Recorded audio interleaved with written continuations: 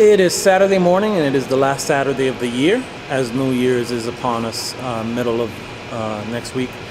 And this is the gym, part of the gym this is a gym in the community center I work for, and it is empty. Usually Saturday mornings at 9 a.m. It's popping because they have a youth basketball league here, but apparently they canceled today. We weren't informed, so parents are coming in not too happy because I guess they weren't informed either. Anyway, so because it is a pretty quiet day, although I normally bring stuff to work on in terms of dial stuff and what have you. Yeah, you know what, let's go outside because usually it's crazy. Usually this parking lot is just packed. And really, the only thing you see out here is my vehicle. But this is usually packed with cars.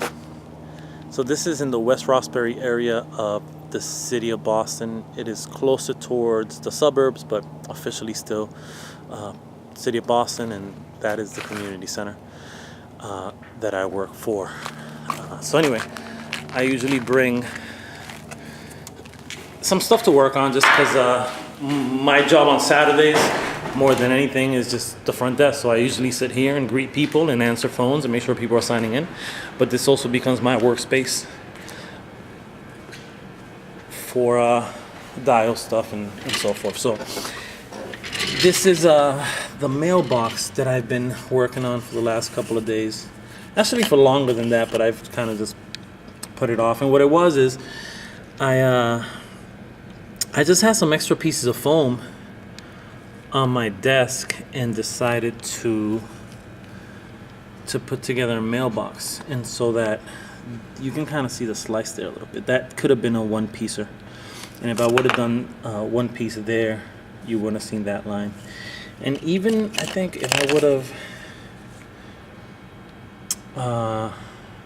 I'm pretty sure this could have been a one piece. So these are two different pieces that are kind of glued together. And if I did it off the 2-inch foam, it probably would have been a better situation. Anyway, one of the things that I've noticed in painting it this morning in that blue color that it's going to be is that the paint doesn't really stick too well to the is it clay, modeling clay? So I'm obviously I'm gonna have to kind of take a few coats at it. Definitely could have done better, but it is a good first shot at doing, at creating this mailbox. It's similar to this barrel. I created a barrel. I knew that I've seen these in pictures before, and I knew that I could possibly buy them, but I wanted to create one just because I wanted to challenge myself, and it came out okay. I mean, these are obviously better and easier, and the time I spent creating that barrel, I could have just bought this one for $1 and some change, which is what I ended up doing. I got maybe 4 or 5, maybe 6 of these. But again, it was just one of those situations where I wanted to challenge myself, and I think it's always good to try to recreate or create some stuff on your own. Anyway, back to the mailbox. One of the things I noticed right away is that when I sanded it a little too round. I could have gotten this straighter, and it's almost like it's bubbling a little bit here. So the shape is off a little bit. But again, once this is a background piece, so it's not going to be the highlight of anything. So, it's one of those situations where it'll just kind of blend into the background. I'm happy with it. I was able to throw on some of those little needle, or those pins, those nickel-plated pins that are used for sewing. I threw away the label. I don't even remember what they're really called, but I was able to kind of throw those and give them more of a realistic. I also sliced here. You can see it's an ugly slice, so I can dig into here, but then it allowed me to not slice on the other side. And that could have been a one-piecer as well, and it should have been a one-piecer, but I just had a couple of scrap pieces of balsa wood, and I threw it on there. Usually that little bag you see in the background, I carry a bunch of blades and scraps, and so that this whole thing is like a scrap piece. To be honest with you, that these little sticks here in the bottom were just part of another dial. I think they were part of my gas station dial. The I kind of put this little white strip between the two colors to just give it some more life, some more depth. So this was just extra pieces that I had and I put together, and I mean, again, it's just going to be a background piece. And if anybody knows where I can get some actual mailboxes, that'll be cool, because I wouldn't mind spending a few bucks on them. If not, then I'll probably end up creating another one and taking more time with it, and hopefully it'll look better. The other thing I wanted to show you guys is a door that I'm working on for a commission diorama piece. And actually, I really like the way this door came out. This is foam board. So what I did is I kept the back, I kept the kind of the paper that it comes with, and I peeled it off the front. So by peeling it off the front, it gives it, you know, some of the places, some of the spots on the door have more paper than others, but it definitely gives it that feel of you know, what the person I'm creating this commission for is, you know, he wanted to have interchangeable doors, so that one was a little bit more chewed up and beat up, and the other one was weathered but still not beat up, just weathered and used up, and he wanted something that was a little more destroyed. So this is what I came up with, and man, to be honest, again, sometimes I just don't, maybe it's the smaller screen on the camera, but it definitely looks a lot better in person. I'm real happy with the way it came out. I just have to now put like a glass there and kind of maybe a couple of cracks on the glass and what have you, but I'm happy with the way it came out. And then I have to now recreate that same thing with this door, but yeah, you know, basically it's a project foam board, which is the thinner stuff that, you know, the kids use for their science projects, and cut it out to size, cut out the window, created these lines to give it more of the feel of the door, and you know, peeled off the front, left the back on for support, because if you peel off both sides, it'll be a really weak thin piece of foam. So by leaving the cardboard portion on the back, it gives it that stability that it's going to need as this door is going to be opening and closing. And I am going to paint it white on the back. The way the die was set up, it doesn't have to be a perfect paint on the back end of it, just because you're not going to see it either way. Even if the action figures are inside that particular room, it's not, you know, it's something where you're not going to see as much. So real happy with the way this door came out. The bottom there is airbrushed, and I really like the way that looks as opposed to a dry brush. I mean, you can rock out a dry brush, and I think dry brushes look great. It's more time consuming. It takes more time, more effort. With an airbrush gun, you just kind of give it, you know, shoot at a distance and just give it that mist.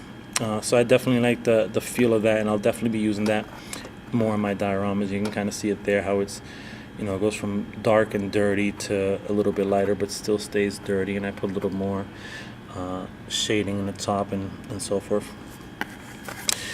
The other project I'm going to be working on this morning at work is beating up this oil drum. All of the ones that I have are pretty, you know, they look new and shiny, and I wanted to kind of beat this one up. Eventually, I'm going to work on creating that fire piece that Bob the Odd had done in his last video, which gave it the effect of just a little flame coming out of it using a finger light at the bottom of it. Real cool stuff. If you haven't seen that video, I suggest you subscribe to Bob the Odd and check out his most recent Odd update. And in the middle of that video, he gives you a real quick tutorial on how he did that. So what I'm gonna do today is I started to try to scratch out the Dr. Wacko's silly putty name. You can use nail polish remover. You can use different solvents. I've erased it before. What I use is the acrylic sealer that I use for my dials. I actually sprayed some on here, and it just eliminated the words real quick. So what I'll do is today, I don't have any other stuff here at work, but I'll just scratch it up, beat it up a little bit, give it a little bit of a dry brush, and then if this doesn't come out enough, when I get home, I'll spray that off. So I'll be working on this today, and then hopefully get some more soon, as I want them to look beat up, as most of my dials are beat up. What else? I think that's pretty much it. I just want to share that with you guys, and hopefully I'm waiting for this thing to dry, and then I'll give it another coat, and hopefully the blue will pick up a little more. Then I got to put some U.S. Postal logo stickers here on the side. I got to give it a handle there, and again, this will be something that'll kind of be in the background, and it won't play too much a part in the dials. But again, the idea for me always being to make it as realistic as possible in terms of placing these action figures in that type of environment where it's their very own, it's their scale to them, and so forth. And I'm almost done with the commission for this diorama, and I have maybe three or four other people that have requested some dioramas. So I'm going to be, man, my goal honestly was to not create that many dioramas. But unfortunately, the people who have requested them are people that I consider, friends that I've had conversation with, and we've shared ideas and shown love to each other. So it's hard to say no to these people, just because they're good people to have in the community, and I'm all about community, and I want to make sure that that I can help out any way I can, in creating a diorama. It helps them out, and that they get a nice background scene. It helps out my practice in terms of creating dioramas, but it also puts a few dollars in my pocket, so I can just blow on action figures, because what else am I supposed to do with that loot? Yeah, man. So this, I guess, I'm gonna kind of set some goals for myself, and these may be the last 3 or 4 dioramas that I do for anybody this year, and then I want to focus more on posing and practicing the art of posing my action figures, and not just posing my action figures, but the story behind it. Because I think what happens a lot of times is the visual that I see in any scene that I create, it doesn't necessarily mean it's the final scene of that particular story. It could be in between scenes, or part of a scene. It could be an action figure, a character struggling to get out of chains, so they're going to look a certain way, and a lot of people's first thing will be like, well, his wrist is turned that way, and it should be tucked a little more to his waist. And it's like, well, if he's struggling to get out, you don't stay tucked in. You're just flailing. You're trying to get out of something. But if you're not explaining your vision or your what you see, then right away it opens it up for people to give their constructive criticism, when I might have seen that already and decided that I wanted to go with that route, or it's a situation where it's good advice, and I can switch it up, or I can reshoot, or I can take that into account the next time I create a similar scene. So I definitely always appreciate that critical, criticism, or that constructive criticism. But sometimes the scene is exactly the way I wanted it to look, how I envisioned it in my head, how I created it, and that's the way I wanted it to be. So I'm gonna work on these next couple of commissions, and then one's actually going to Australia, which is kind of cool, because my commissions have gone to Virginia, California, they're throughout the states, but to have it go to a whole nother country is kind of dope. So I'm looking forward to working on that one for the homie Nintendo Ninja. All right, man. So I'm out. I know I've been dropping a lot of videos. I hope I'm not annoying anyone. I don't know what YouTube, how is it a video a week, every other week, once a month? Is it whatever you want to do? I'm assuming it's whatever you want to do. It's your channel, and if people don't want to watch, they don't have to watch. And if they want to watch, and something like this helps them out, then that would be great. All right, y'all. Peace. Oh, and Happy New Year. Although I'm pretty sure I'll create another video before then. I'm out.